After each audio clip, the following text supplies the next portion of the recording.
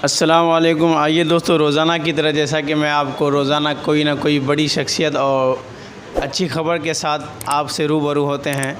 आज होते हैं जनाब हाजी खलील अहमद साहब रोटा, जो किसी मोहताज तारुफ़ के मोहताज नहीं है। सर, सबसे पहले तो आपका बहुत बहुत इस्तकबाल है हमारे चैनल में। अस्सलाम वालेकुम। सभी को हमारे तरफ से चंद बातें हम रखेंगे अल्हम्दुलिल्लाह। सर, जैसा कि आगामी विधानसभा बहुत करीब है, इसको लेकर आपका क्या रवैया? पब्लिक का रुख तो हम देखते हैं इस मर्तबा चेंज की तरफ जाता है, क्योंकि यहाँ पर विधायक जलील मस्तान जी और सबा जफ़र जी बहुत अरसे से कभी वो बनता रहा है, मगर इस सीमांचल और ख़ास करके अमौर बैसा में तो बिछड़ा प्रखंड है। ये इसमें काम कहीं भी नज़र नहीं आता है। सड़कें देखो, बिल्कुल हॉस्पिटल का हाल देखो, कहीं भी किसी तरह का काम नज़र नहीं आता है। तो इस बिना पर हम लोग चाहते हैं कि कोई नया चेहरा आए और वो जो है आगे काम को सही तरह से हमारा विकास की तरफ जाए। और विकास सबसे बड़ी बात है कि विकास का नाम सड़कें नहीं है कि सड़क बना दिए जी विकास हो गया। आज देखिए किसान कितना परेशान है। यहाँ स्टेट बोरिंग होना चाहिए जगह जगह पर, बिजली होना चाहिए जगह जगह पर, और मोटर की सुविधा होना चाहिए। क्या पंजाब और बिहार की किसान में क्या फ़र्क है? अगर वो पंजाब का किसान को धान दाही हो जाता है, कोई आपदा आ जाता है, तो उनको मुआवजा दिया जाता है एकड़ों के साथ, और हमारा बिहार का किसान, इस इलाके का किसान का अगर क्षतिग्रस्त हो जाए तो उनको जीरो माइनस में रह जाता है, वो बर्बाद हो जाता है। क्या पंजाब और हमारे में क्या फ़र्क है? यही हम बिहारी मज़दूर हम जाके पंजाब में अपने उनके सुविधा के लिए पंजाब जाते रहें और वहाँ पर जाकर के उनको अपनी मजदूरी करें। यही हाल है हमारा। हम आज भी सीज़न में पंजाब भाग रहे हैं कि भाइयों देखो पंजाब और हम में क्या फ़र्क है। कमी है, हमारे में कमी है, हमारे नेताओं में कमी है कि हमारी आवाज़ उन तक पहुंचाता नहीं है। अगर अब हमारी आवाज़ उन तक पहुंचाए, इन किसानों को मुआवजा देने के काबिल बनाए और यहाँ पर छोटे छोटे उद्योग डालते बुनियादी तौर पर से अगर मज़दूरों को भलाई के लिए, तो आज हम गुजरात से भी कम नहीं होते, बम्बई से भी कम नहीं होते, दिल्ली से भी कम नहीं होते। अगर कोई फैक्ट्री लगता है तो गुजरात में लगता है, और मज़दूर कहाँ का? बिहारी मज़दूर जाके गुजरात में काम करते हैं। क्या हमारे अंदर वो सख्ती नहीं है? हम क्या कुछ नहीं जानते हैं? क्या हमारे अंदर वो सख्ती नहीं है कि हम कुछ कर सकें? सब कुछ तो हम ही कर रहे हैं, राज वो कर रहा है, काम हम कर रहे हैं, और वो ऐश वो कर रहा है। बिहार जो है आज बिछड़ा, हिंदुस्तान में सबसे ज़्यादा बिछड़ापन बिहार है। बिहार क्या खाली गुलामी करने के लिए है? अरे बिहार अब वो गुलामी नहीं करेगा। अगर इस तरह हमारे साथ कांग्रेस ने भी वो रवैया नहीं निभाया कि भाई बिहार को भी आगे बढ़ाया जाए, हमेशा बिहार को बस सोतेलापन में छोड़ दिया, हमारे लिए कुछ नहीं सोचा, खाली मज़दूर बना के हमको रखना चाहता है।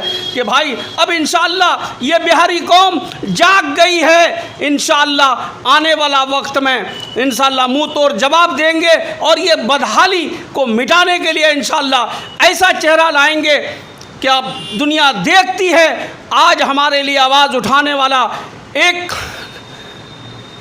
मर्द मुजाहिद बालिस्टर असदुद्दीन अवैसी जाग गया है। हमारा नेता है, हमारा रहनुमा है, और उसके नेतृत्व में इंशाअल्लाह इस सीमांचल में हम लोग इलेक्शन लड़ेंगे और इंशाअल्लाह अच्छा खासा सीट जीतेंगे। इंशाअल्लाह फिर जवाब देंगे हम। सर, आपका सीधा वार है कि यहाँ जो भी जीता है सिर्फ क्या बोलते हैं बंटवारे के नाम पर जीता है, लेकिन यहाँ की विधानसभा के जनता नहीं जीती है। और जैसा कि आपको मालूम है, लॉकडाउन में जब बिहारी यहाँ पर प्रवास करके घर आ रहे थे तो नीतीश कुमार ने कहा था कि हम इन बिहारियों को घर में ही रोज़गार देंगे मनरेगा में, और सावन के महीने में सर मनरेगा का काम मज़दूरों को देना कैसा है? नीतीश कुमार बोलते हैं करते नहीं हैं कि हम रोज़गार देंगे बिहारियों को बुला के। आज तक उसने 15 साल से हुकूमत कर रहे हैं, कितना फैक्ट्री लगा लिया, कितने को रोज़गार दे दिया। नीतीश कुमार खाली बोलते हैं और अपने कुर्सी में बैठे रहने के लिए कभी इस तरफ भाग जाते हैं, कभी उस तरफ भाग जाते हैं, मगर आप पब्लिक जो है उसको जवाब दे देगी। सर सबसे पहले ये तो आप जब लोगों के दरमियान जाते हैं किन मुद्दों को लेकर के जाते हैं? हम जो है हक की लड़ाई लड़ेंगे इंशाअल्लाह। मज़दूरों को इंसाफ दिलाने के लिए, रोज़गार दिलाने के लिए इंशाअल्लाह आवाज़ उठाएंगे। हम इसी मुद्दे पे जा रहे हैं। सर आप अभी तक खुद एक बुज़ुर्ग हैं, लोगों का कहना है कि ये पार्टी जो है वोट कटवा पार्टी है, जहाँ भी उतरती है वोट काटती है, लेकिन इसको लेकर के आपकी पार्टी और आपका क्या कहना है? अच्छा, लोग कहती है कि हम वोट काटने के लिए आए हैं। अरे इसलिए नहीं कि ये मुसलमान की पार्टी है और ये वोट काटने के लिए आ रहा है। क्या लालू प्रसाद की यादव की पार्टी नहीं है? हैं? जी। मायावती की पार्टी नहीं है? अनेक पार्टी है, जाति के नाम पे अनेक पार्टी है। एक अगर मुस्लिम पार्टी खड़ी हो गई है अपने हक मांगने के लिए तो वोट काटने की पार्टी है। ये कहाँ का इंसाफ है? हमारा भी हक है, हमारा भी जाति का, हम मुसलमान हैं, हमारा भी पार्टी होना चाहिए, हमारा भी रहनुमा होना चाहिए। इंसान वही आगे बढ़ता है, किसी बुजुर्गों के नेतृत्व में चलेगा और अच्छे इंसान होगा तो वो बेड़ा पार हो सकता है। बगैर सीढ़ी के चढ़ नहीं सकता कोई। आज तक हमारे पास कोई सीमांचल में नेता नहीं था, मगर अब असदुद्दीन अवैसी और उनके नेतृत्व में अख्तरुल ईमान साहब, मर्द मुजाहिद, हक बोलने वाला लीडर है हमारा, डरता नहीं किसी से, खुदा से डरता है। अब वो नेता आ गया है हमारे बीच, इंशाअल्लाह वो हमारी रहनुमाई करेगी और हम उनके पीछे पीछे हैं। जो भी होगा इंशाअल्लाह जद्दोजहद करेंगे, उनके पीछे हमेशा चलेंगे इंशाअल्लाह। सर वो क्या वजह है कि रोज़ बरोज़ आपकी पार्टी में हज़ारों की तादाद में लोग आ रहे हैं, आरजेडी छोड़कर, जदयू छोड़कर, कांग्रेस छोड़कर, एनडीए छोड़कर, वजह क्या है इनकी? ये तो अल्लाह ने हमको ये वसूअत दिया है। हमारी कोई कमाल नहीं है, हमारा ईमानदारी और हक की लड़ाई लड़ने के वजह से हमारे तरफ लोग माइल हो रहे हैं। मेरा कोई कमाल नहीं है, ये कमाल हक बोलने वाले का कमाल है। यही पार्लियामेंट में जब बिल आया था एनआरसी का तो बोलने वाला कौन था? अवैसी साहब। और नीतीश कुमार जी पार्लियामेंट में वोट दे करके उनको पास करा दिया। और फिर वही नीतीश कुमार ने क्या किया? मुसलमानों को उल्लू बनाने के लिए, मुसलमानों को उल्लू बनाने के लिए पार्लियामेंट विधानसभा में पास करा दिया कि मैं एनआरसी नहीं लागू होने दूंगा। अरे भाई, एनआरसी लागू नहीं होने दूंगा तो तुम पार्लियामेंट में वोट क्यों दिया तुमने? उसी टाइम बाइकआउट कर जाते, ये एनआरसी नहीं लागू होता। तो हमको उल्लू बनाने के लिए नीतीश कुमार चाहता है मुसलमानों को। मुसलमान सिर्फ वोट की राजनीति करने के लिए मुसलमान को लुभाता है कि जब वोट आता है तो मुसलमान करता है, जब वोट हो जाता है तो मुसलमान को पीछे छोड़ देता है, धकेल देता है कि जाओ किधर भी। सर ऐसा लगता है कि आपकी पार्टी इस बार किसी की सरकार किसी की बनाए किंग मेकर का काम करेगी? इंशाअल्लाह, अल्लाह से उम्मीद है। देखिएगा हमारी पार्टी इंशाअल्लाह रंग लाएगी।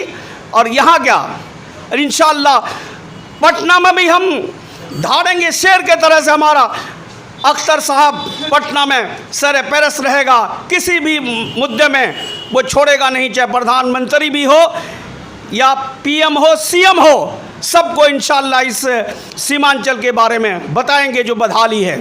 सर वो 2-4 काम बताइए जो कि अभी 74 सालों में जब से देश आज़ाद हुआ नहीं हुआ, जो आपको लगता कि हो जाना चाहिए था, यहाँ के विधायक और मंत्रियों की जिम्मेदारी थी, उन्होंने नहीं निभाया। सबसे 2-4 पहले अहम काम बताइए जो समाज के लिए बहुत कारगर और ज़रूरी थी। सीमांचल में एक कनखई नदी है जी। हम सदियों से सुनते आ रहे हैं कि इस नदी को कवर किया जाए, बांध बना जाए, मगर आज तक कोई इसके लिए कदम नहीं उठाया। अगर ये काम हो जाता है तो सीमांचल के किसानों को बहुत बड़ा लाभ मिलेगा। सर जैसा कि अभी भी सैलाब अभी 1-2 दिन पहले गया है और 2-4 बार आ गया है और पूर्णिया ज़िला को सुखाड़ घोषित कर दिया, जिसका मतलब सीधे ये है कि पूर्णिया ज़िला में नुकसान कोई नहीं है। इसको लेकर आपका क्या कहना है? हालांकि हम जिस रास्ते से आए हैं अभी भी हज़ारों नहीं दर्जनों खेतों हमने पानी देखा है, वहाँ की फसलें ख़राब देखी है।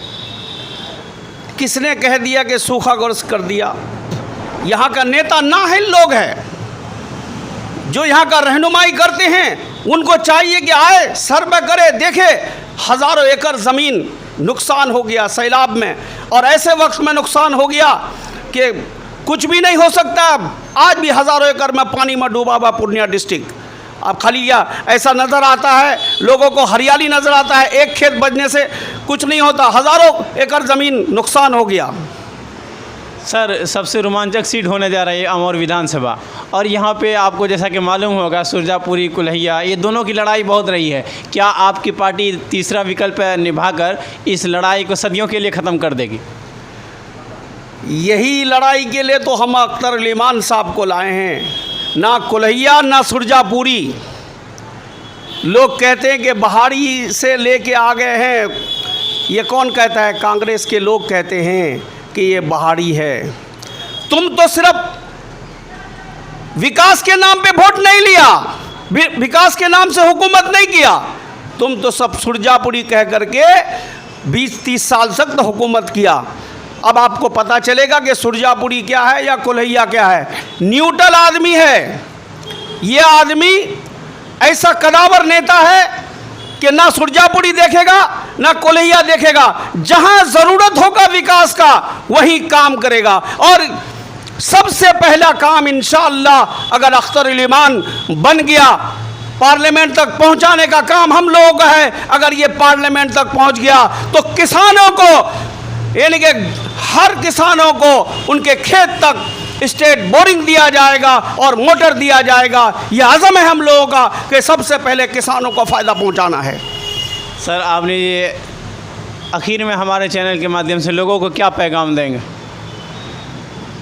पैगाम यही देंगे, इंशाअल्लाह हक़ का साथ दीजिए, इंसाफ कीजिए और इंसाफ का इंशाअल्लाह जीत होगी। तो जनाब ये थे जनाब हाजी खलील अहमद साहब, जो कि बड़ी बेबाकी से अपनी बात को रख रहे थे। हमारी तमाम तर सवालों का जवाब बड़े अच्छी अंदाज में दिए। आप लोगों से गुजारिश है कि इस तरह की वीडियो देखते रहें और शेयर करें। अस्सलामु अलैकुम व रहमतुल्लाह।